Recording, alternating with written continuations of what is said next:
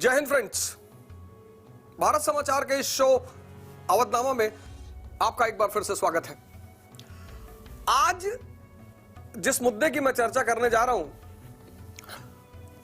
बहुत विस्फोटक है, खतरनाक, लेकिन उस मुद्दे पर चर्चा करना अति आवश्यक है।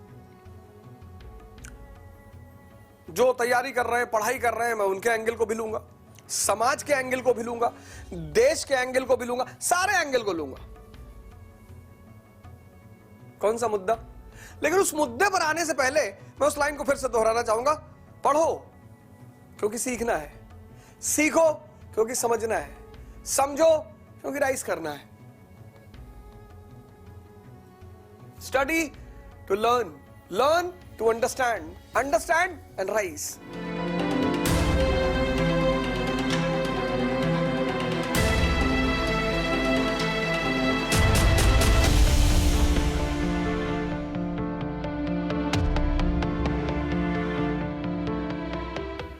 आज का जो मुद्दा है वह है जाति व्यवस्था। जातिवाद नहीं, जाति व्यवस्था, कास्ट सिस्टम। दोनों अलग हैं। कास्टिसिज्म यानी जातिवाद, कास्ट सिस्टम यानी जाति व्यवस्था। जाति व्यवस्था सामंतवाद की उपज है, फ्यूडलिज्म,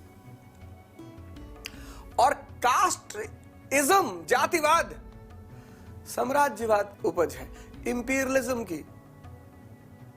लिख लीजिए प्लेन पेपर में, दोनों फर्क है।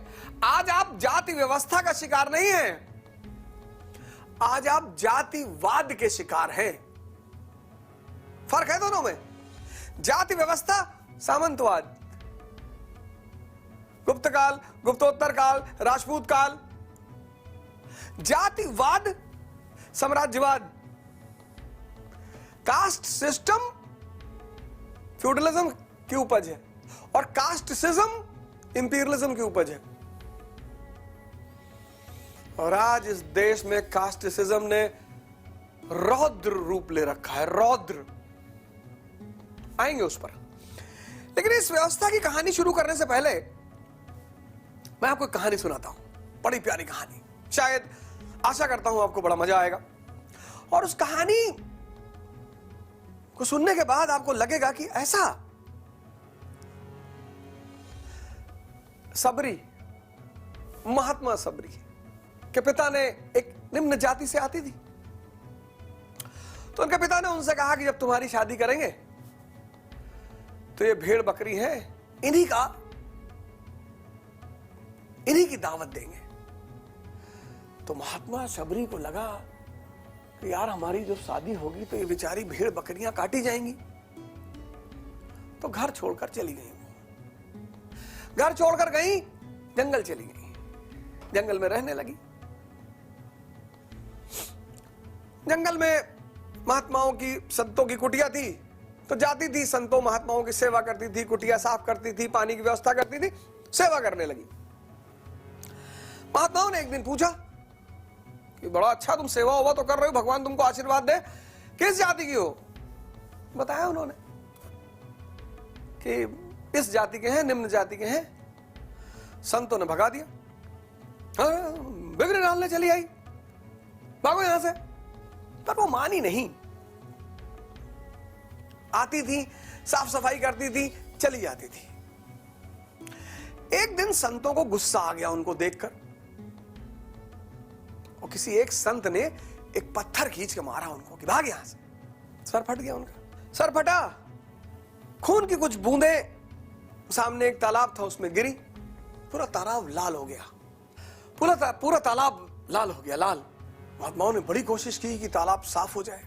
चपरी जी वहां से कहीं चली गई, किसी और महात्मा जी के पास चली गई, किसी दूसरे जंगल में चली गई, वहां सेवा सद्गत करने लगी। तो प्रभु राम जब वनवास के दौरान उस जंगल से गुजरे जहां का पानी, जिस तालाब का पानी गंदा हुआ था, तो महात्माओं ने कहा प्रभु इस तालाब का पानी गंदा है, अगर आप अपना पैर रख देते इस पानी में तो तालाब साफ हो जाता, तालाब स्वच्छ हो जाता। प्रभु राम ने कहा ठीक है, रखा उन्होंने तालाब में पैर, पानी उठाया भी हाथ से, पर तालाब स्वच्छ नहीं हुआ। तो प्रभु राम ने पूछा कि ये हुआ कैसे, ये क्या क्या कहानी है इसके पीछे। उनको सारी कहानी सुनाई गई। उन्होंने कहा अच्छा ये बात है। महात्मा सबरी को कहीं पता चला कि प्रभु राम आए हैं और वो तालाब स्वच्छ करने का प्रयास कर रहे हैं और नहीं हो रहा। वो बेचारी भागते हुए आई और भागते हुए तालाब के किनारे आई। जैसे वो तालाब के पास पहुंची, फिर महात्मा गुस्से में आ गए। जब महात्मा गुस्से में आ गए तो हड़बड़ा गई, वो पैर फिसल गया उनका और उस पैर की धूल पहुंची तालाब में और तालाब का पानी हो गया स्वच्छ। इसी पर बाद में तुलसीदास जी ने लिखा है कि मेरे मन में एक विश्वासा, राम से बड़ा राम के दासा। भगवान से बड़े उनके दास हैं। जिस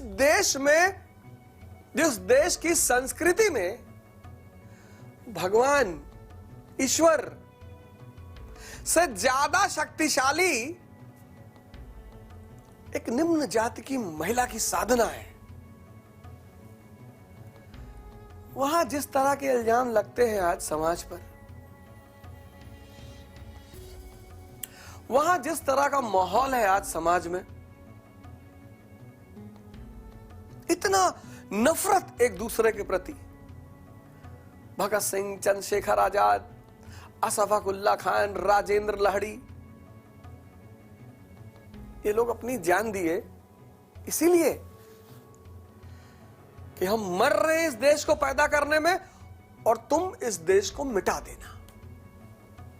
अब पहला सवाल यह है, अब इसकी लाइन से चर्चा करेंगे स्टेप बाय स्टेप, नहीं तो सब मामला उल्टा पुल्टा हो जाएगा। अब सवाल यह है कि आज ये समस्या इतनी विकराल क्यों है। उस पर आने से पहले हम डिस्कस करते हैं कि जाति व्यवस्था क्या है और कैसे पैदा हुई। जाति व्यवस्था जो है, कास्ट सिस्टम, मैंने कहा वो फ्यूडलिज्म की देन है, सामंतवाद की देन है।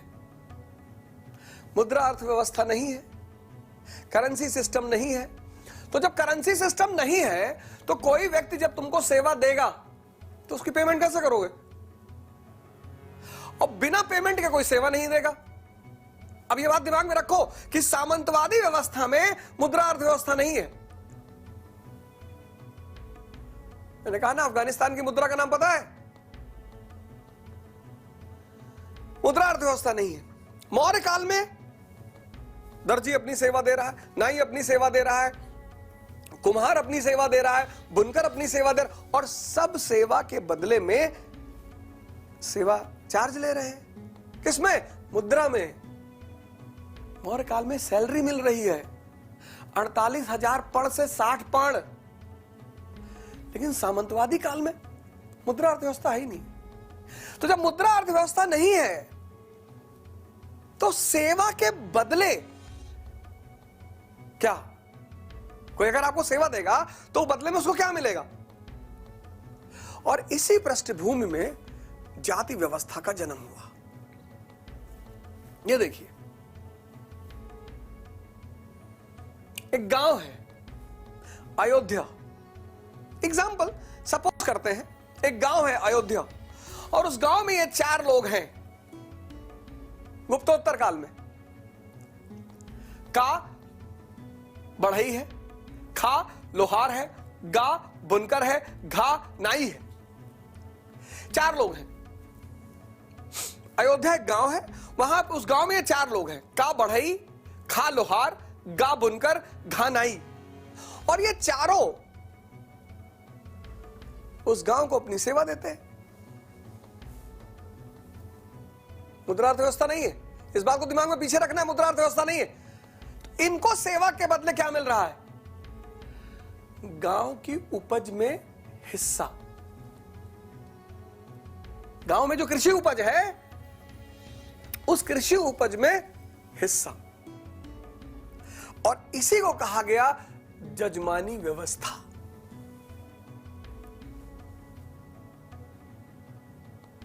आर्थिक सामाजिक संरचना का अंतः संबंध, जजमानी व्यवस्था। जजमानी व्यवस्था जाति व्यवस्था की मां है। जजमानी व्यवस्था क्यों पैदा हुई? सामंतवादी युग में। क्यों? मुद्रा अर्थव्यवस्था का अभाव, सेवा के बदले कृषि उपज में हिस्सा। आज भी आप देखो, अगर गांव से आपका संबंध है और आपके घर में विवाह हो रहा है, मुंडन हो रहा है, कुछ भी हो रहा है, तो आज भी ये लोग घर में आते हैं कि जजमान हमारा हिस्सा। यह है जाति व्यवस्था।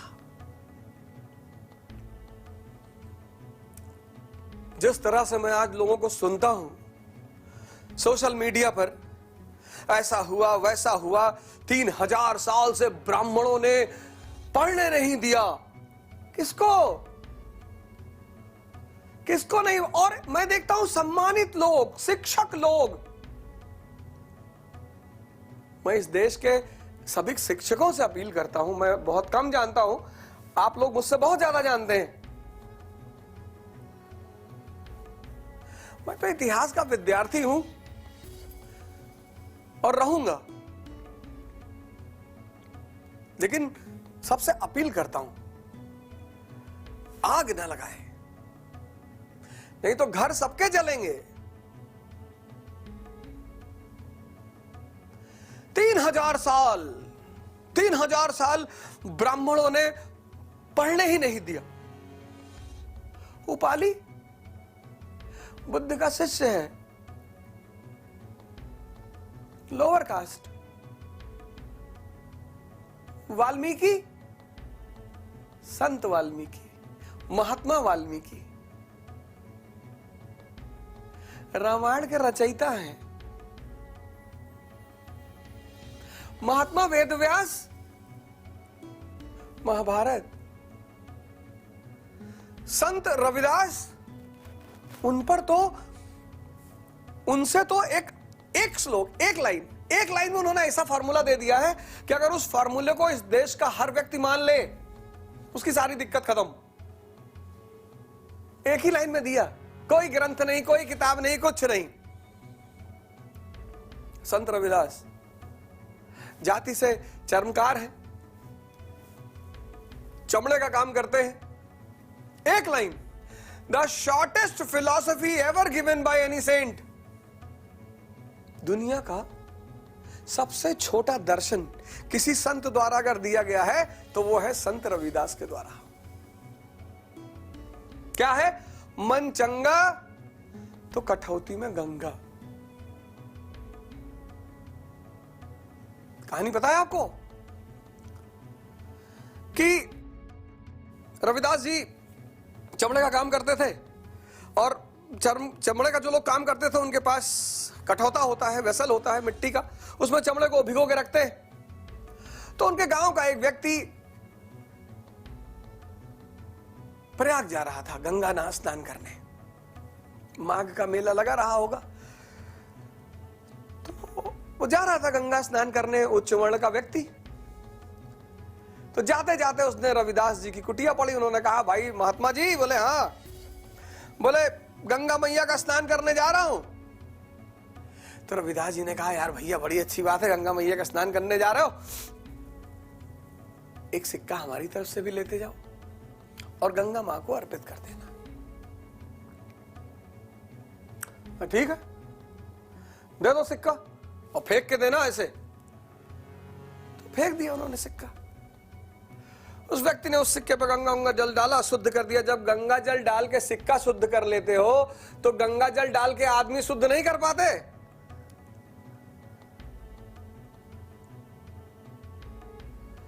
जब गंगा जल डाल देते हो सिक्का शुद्ध हो जाता है, गंगा जल डाल दो आदमी भी शुद्ध हो जाए। तो संत रविदास ने उस व्यक्ति से कहा कि भैया सुनो, जब ये पैसा चढ़ाना गंगा जी में तो गंगा मैया से कहना कि तुम्हारे बेटा जो रविदास है उसने एक जोड़ी कंगन मांगा है।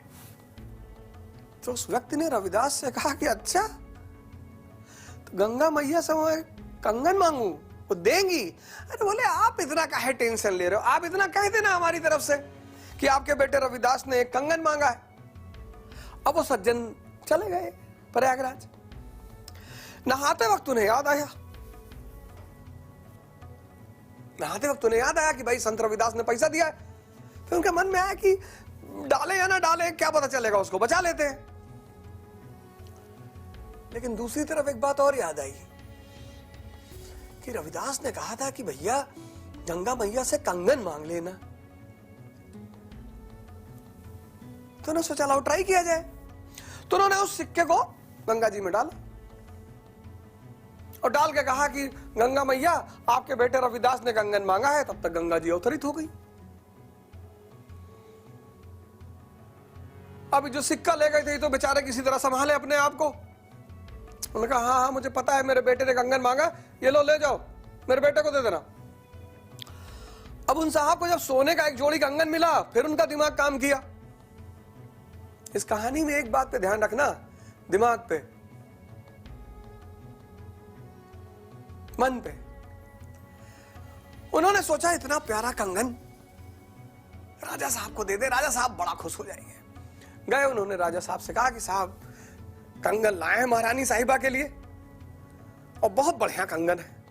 महारानी ने देखा खूबसूरत कंगन। महारानी ने कहा बहुत बढ़िया, इनको भाई मुंह मांगी का रकम दी जाए। और राजा से पैसा वैसा लेकर चले आए वापस। अब गांव पहुंचे तो रविदास जी ने पूछा कि हाँ भैया हमारा वो चढ़ा दिए थे पैसा। बोले हाँ चढ़ा तो दिए, लेकिन अब गंगा जी निकल के कंगन देंगी, बेवकूफ बनाते हो सबको। तो रविदास जी ने कहा ठीक है भाई, अब नहीं दिया तो अब क्या कर सकते हो, कोई बात नहीं, बात आई गई हो गई। रानी साहिबा कहीं निकली थी स्नान पर, विहार पर, नौका विहार कहीं निकली थी। एक हाथ का कंगन उनके गिर गया और कंगन बहुत प्यारा। आके उन्होंने राजा से कहा यही कंगन चाहिए, नहीं तो मैं जान दे दूंगी, वो भोजन मैं नहीं करूंगी जब तक मुझे कंगन नहीं मिलेगा। राजा ने कहा अच्छा, बुलवाओ उस आदमी को, पता करो कहां है। इनको उठा के लाया गया। किसका एक पार्ट चाहिए, नहीं तो बलि तुम्हारी। अब ये बेचारे जो है अब क्या करें। तब इन्होंने राजा का पैर पकड़ लिया और राजा को पूरी कहानी सुनाई। राजा ने कहा अच्छा ऐसी बात है। तो राजा ने कहा चलो अगर रविदास एक जोड़ी कंगन मांग सकता है तो दूसरी जोड़ी भी मांग लेगा। राजा साहब रविदास जी की कुटिया पर आए। उन्होंने कहा महाराज आपका कंगन तो मिल गया था और भाई साहब ने हमको दे दिया, और रानी साहिबा का एक जोड़े का एक खो गया है और दूसरे पाने के लिए वो अनशन पे बैठी है। तो एक चल के आप गंगा जी से और मांग लो एक जोड़ा। तो रविदास जी ने कहा जाने की क्या जरूरत है, मां तो मेरी यहीं पे है कठौती में। अब कठौती में पानी था। उन्होंने हाथ जोड़ के कठौती से कहा कि मां एक जोड़ा कंगन तेरे पुत्र को और चाहिए। और कहते हैं कहानी ये है कि उस कठौते में एक जोड़ा कंगन और आ गया। मन चंगा तो कठौती में गंगा।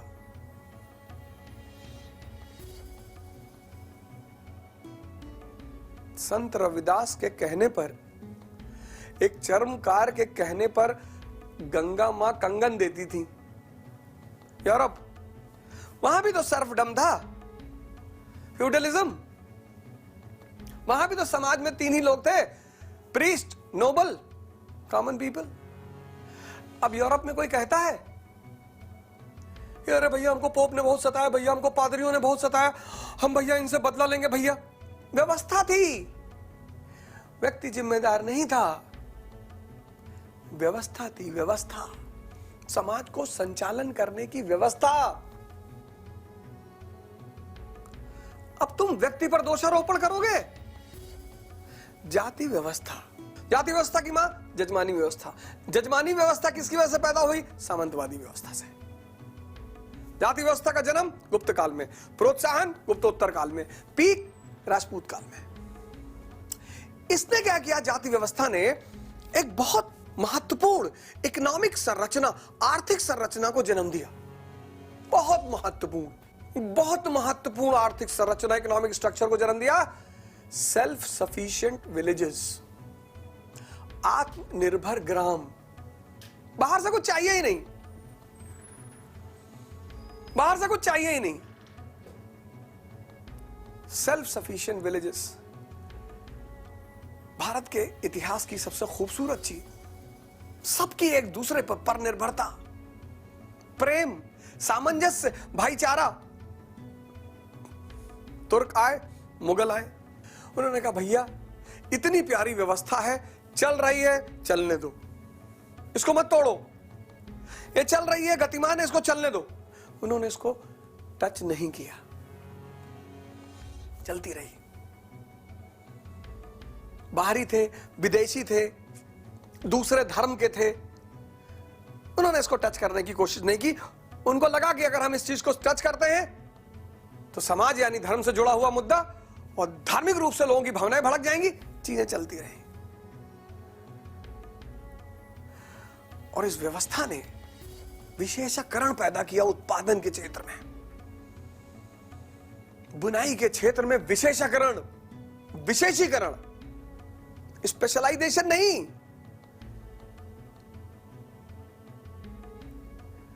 विशेषी। मतलब अब आप सोचो 1000 साल से बुनकर का बेटा, फिर उसका बेटा, और बुनाई के क्षेत्र में महारत हासिल,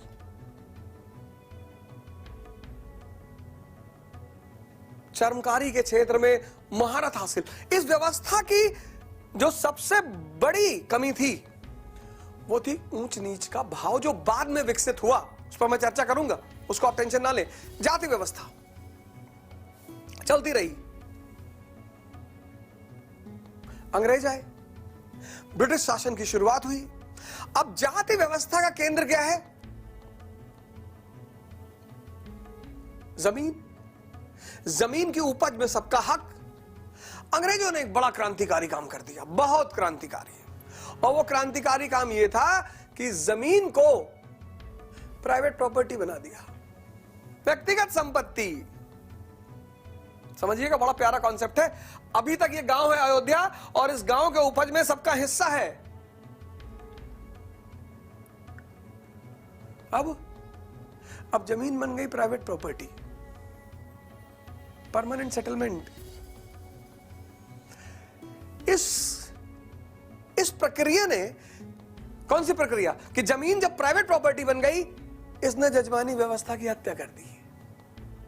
जब जजमानी व्यवस्था की हत्या हुई, जाति व्यवस्था की स्वतः हो गई।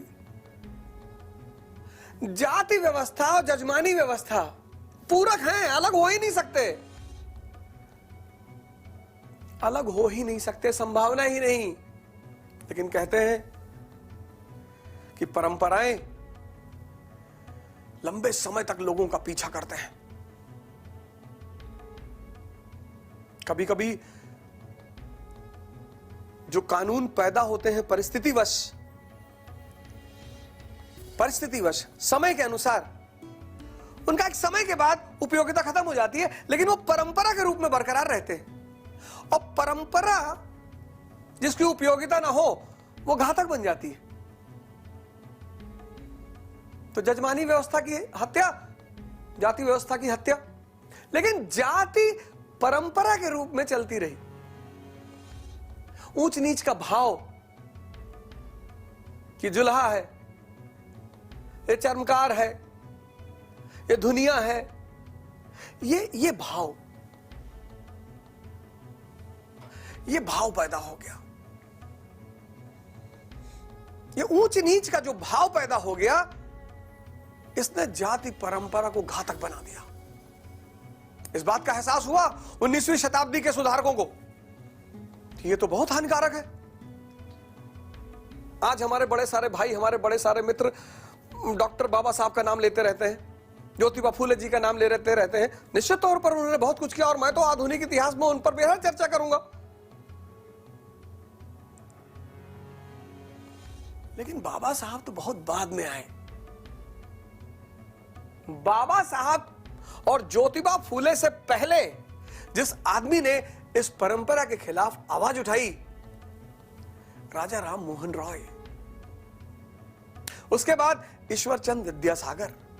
अब जाति व्यवस्था सामंतवाद की देन मध्यकाल में चलती रही।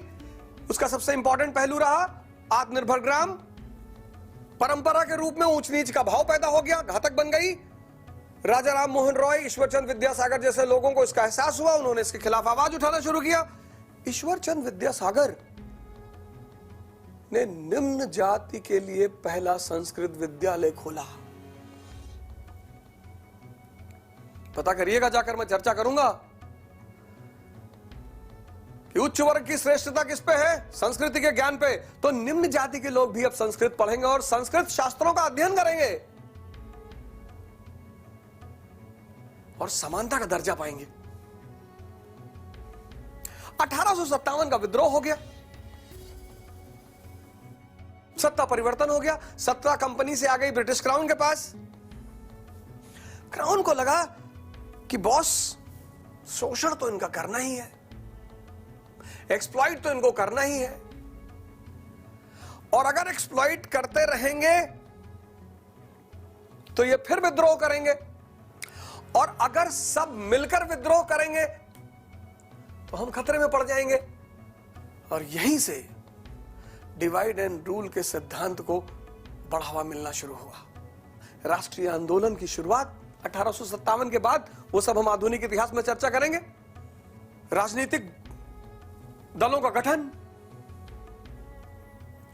East India society association Dadabhai Naoroji, East India association, Indian association Surendranath Banerjee, राजनीतिक दलों का गठन। ब्रिटिश हुकूमत इन सारी चीजों पर ध्यान नजर रखे हुई थी कि अच्छा यूनाइट होने जा रहे हो तुम लोग, धीरे धीरे एक होने जा रहे हो, साम्राज्य के खिलाफ आवाज उठाओगे। कहते हैं किसी का परिवार बर्बाद करना हो तो उस परिवार में फूट पैदा कर दो, किसी के समाज को बर्बाद करना हो तो उस समाज में फूट पैदा कर दो, किसी के राष्ट्र को बर्बाद करना है तो उस राष्ट्र में फूट पैदा कर दो। और फूटे हुए लोग कमजोर हो जाते हैं और कमजोरों को बहुत आराम से गुलाम बनाया जा सकता है। तो 1857 के बाद आप देखोगे एक तरफ राष्ट्रीय आंदोलन की धारा की शुरुआत हो रही है, ईस्ट इंडिया एसोसिएशन जैसे दल उभर रहे हैं, इंडियन एसोसिएशन जैसे दल उभर रहे हैं, राष्ट्रीयता का जन्म हो रहा है, राष्ट्रीयता मजबूत हो रही है, आगे बढ़ रही है। अंग्रेजों को लगा कि यार नेशनलिज्म को कैसे काउंटर किया जाए, तो उसने 2 बाण चलाए अंग्रेजों ने। राष्ट्रवाद को काउंटर करने के लिए 2 बाण, 2 मिसाइल। पहली मिसाइल कम्युनलिज्म, संप्रदायवाद, और उसमें किसको टारगेट किया? मुसलमानों को। बृहद चर्चा करेंगे, बृहद। और दूसरा बाण चलाया जातिवाद, कास्टिसिज्म। जाति व्यवस्था कब पैदा हुई? गुप्त काल में। प्रोत्साहन कब मिला? गुप्तोत्तर काल में। पीक पर कब पहुंची? राजपूत काल में। किसकी वजह से पैदा हुई? जजमानी व्यवस्था की वजह से। जजमानी व्यवस्था किसकी उपज है? सामंतवाद की। मुद्रा अर्थव्यवस्था का अभाव। कास्टिसिज्म किसकी देन है? साम्राज्यवाद का, इंपीरियलिज्म का। क्यों? राष्ट्रवाद को कंट्रोल करने का सशक्त माध्यम। समझ लीजिए, जाति व्यवस्था, जातिवाद, कास्ट सिस्टम, कास्टिसिज्म। 1872 में मेयो ने पहला कंसेंसस करवाया, लेकिन पूरा कंप्लीट कंसेंसस हुआ 1881 में रिपन ने करवाया। पश्चिम का एक महारथी है मैक्स मूलर, उसको बुलाया गया।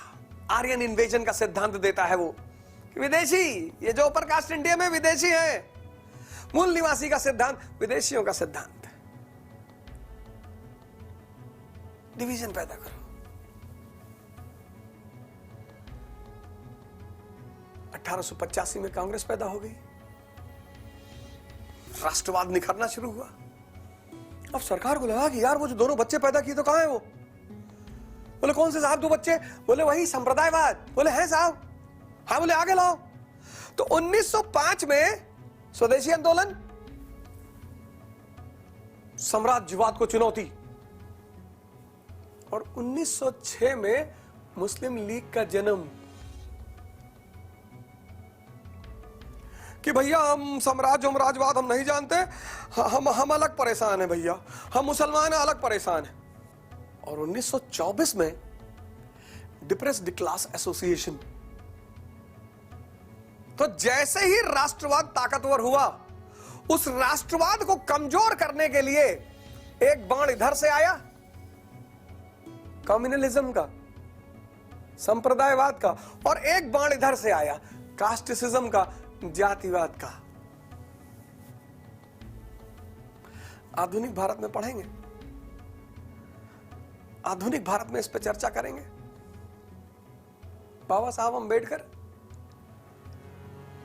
उनकी महानता की तो गाथा सभी गाते हैं, कोई इनकार ही नहीं कर सकता। सूरज की रोशनी से भला किसको इनकार है? सूरज चमकता है, उसके पास रोशनी है, इससे भला किसको इनकार है? किसी को नहीं। बाबा साहब व्यवस्था के खिलाफ हैं, व्यक्ति के खिलाफ नहीं है। आज अब जब भारत आजाद हुआ तो यह हुआ कि कास्ट कंसेंसस बना रहना चाहिए। उद्देश्य बड़ा प्यारा है, उस उद्देश्य का मैं विरोध नहीं करूंगा, उद्देश्य बड़ा प्यारा है कि कास्ट कंसेंसस होना चाहिए। बोले क्यों भाई? बोले इससे पता चलता रहेगा कि कौन कौन सी जातियां पिछड़ी हुई हैं, कौन कौन सी जातियां अभी मुख्य धारा में नहीं आ पाई हैं। क्योंकि इस भारत के निर्माण में चूंकि सबका योगदान है, और चूंकि सबका योगदान है तो सबको बराबर का हिस्सा मिलना चाहिए। और जब तक एक वर्ग भी उस हिस्से से वंचित है, तब तक भारत की आजादी अधूरी है। इस उद्देश्य से कास्ट कंसेंसस की बात की गई कि पता करो भैया कौन कौन सी जातियां, उनकी क्या क्या स्थिति है, और कौन अभी तक पिछड़ी हुई है, और उन पिछड़ी जातियों को शिक्षा संस्थानों में, सरकारी नौकरियों में आरक्षण देकर उनको मुख्य धारा में लाया जाए। उद्देश्य महान है, उद्देश्य महान है। उद्देश्य का विरोध कोई क्यों करेगा? लेकिन इस उद्देश्य के पर्दे के पीछे जो साजिश है वो बहुत खतरनाक है। इस उद्देश्य के पर्दे के पीछे जो साजिश है वो बहुत खतरनाक है, और वो ये है कि सभी जातियां एक दूसरे का विरोध, विकास की बात करो, आगे बढ़ने की बात करो, शिक्षा संस्थान बनाने की बात करो, ऊपर उठने की बात करो, तर्क विहीन बातें, साक्ष्य विहीन। चलो खैर कोई बात नहीं, आपको किसी व्यवस्था में भरोसा नहीं, हिंदू व्यवस्था में भरोसा नहीं, बहुत अच्छा, आपने दूसरी व्यवस्था पकड़ ली, वो भी अच्छी बात है। तो जब आप दूसरी व्यवस्था में चले गए, पुरातन व्यवस्था को गाली देने की क्या जरूरत है?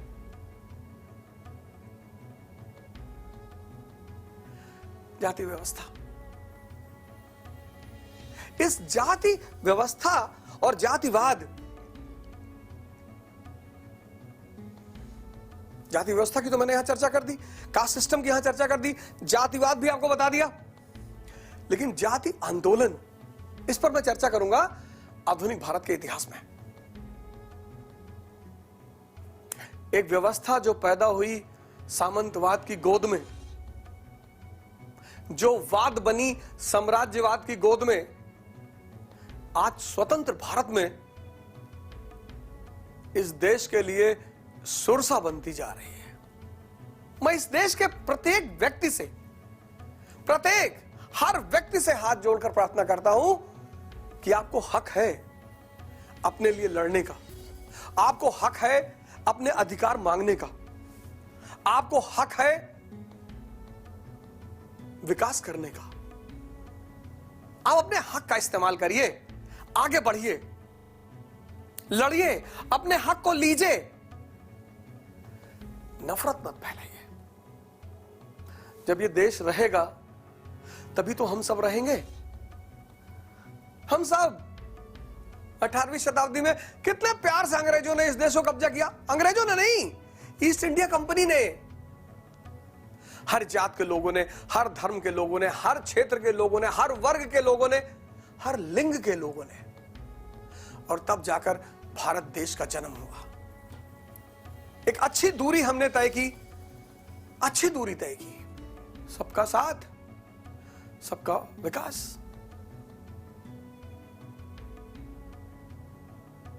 समझना पड़ेगा, किसी चीज को जोड़ना पड़ेगा, कनेक्ट करना पड़ेगा। ऐसा नहीं ब्राह्मणों ने बना दिया, जाति व्यवस्था ब्राह्मणों ने बना दी। क्यों बनाएंगे? व्यवस्थाएं समय की उपज होती हैं, व्यक्ति द्वारा निर्मित नहीं की जाती। यही तो इतिहास की सीख है, यही तो इतिहास सिखाता है। और यहीं पर इतिहास एक शिक्षक की भूमिका अदा करता है, जिसका उद्देश्य होता है अपने समाज को जगाना, अपने राष्ट्र को जगाना और उसे विकास के रास्ते पर अग्रसर करना। गुप्त काल में, सामंतवादी युग में अस्पृश्यता को बड़ा बढ़ावा मिला, अनटचेबिलिटी को बड़ा बढ़ावा मिला। पहली बात तो क्या है अनटचेबिलिटी? अस्पृश्यता क्या है? अस्पृश्य यानी वो व्यक्ति जो समाज का हिस्सा ही नहीं है। मतलब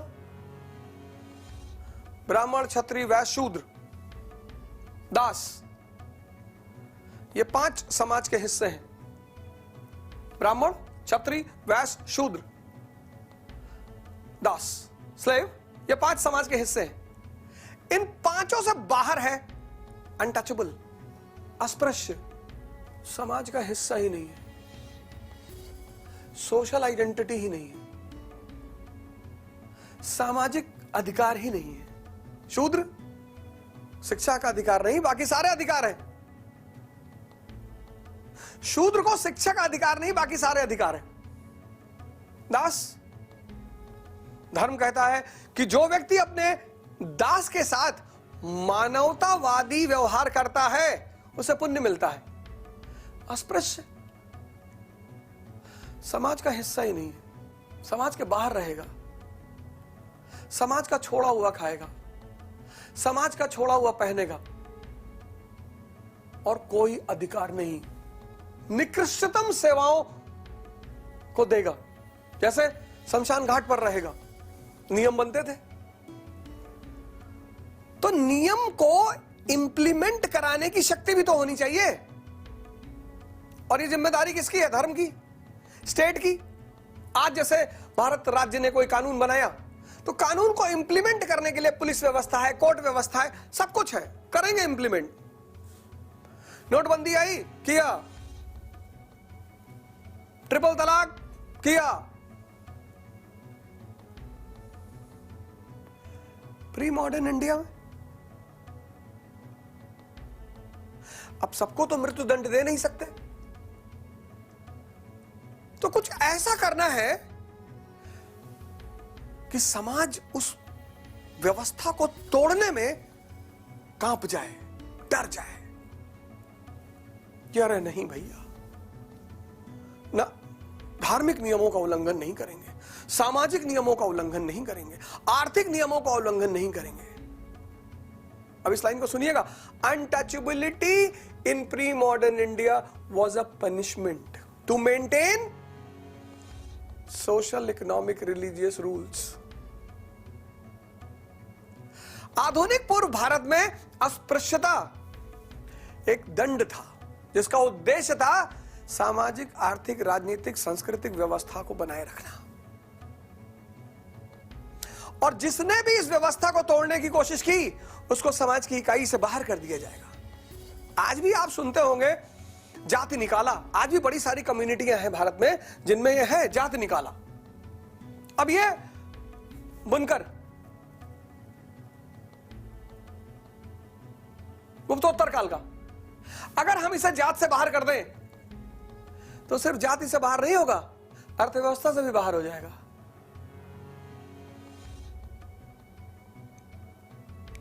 आधुनिक काल से पूर्व अस्पृश्यता दंड, अब बुनकर को जात से बाहर निकाला गया तो सिर्फ जाति से बाहर नहीं निकला, अर्थव्यवस्था से भी बाहर। दूसरे गांव की व्यवस्था में एक्सेप्ट नहीं होगा तो अब क्या हो गया? अस्पृश्य, सारे सामाजिक अधिकार खत्म। पशु से बदतर स्थिति, पशु से बदतर। अब सामंतवादी युग में प्रशासन नहीं है, सेना नहीं है, पुलिस नहीं है, तो दंड कठोर होना चाहिए जिससे नियमों का इंप्लीमेंटेशन हो सके। हाथ तोड़ दो, पैर तोड़ दो, बांध दो गांव के बीच में, जला दो।